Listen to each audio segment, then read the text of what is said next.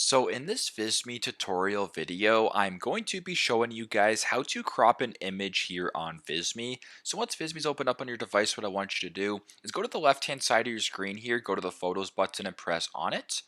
Then once you're here, I want you to go ahead and select a photo. So I just searched up recently a sports car. So how about we go down and search up this photo right here of this sports car. Now, if you want to crop it, it's pretty straightforward. First thing you have to do, obviously, is select on the photo. And if you were to go to the top here, you can press on the crop button right here, right beside edit, press on crop.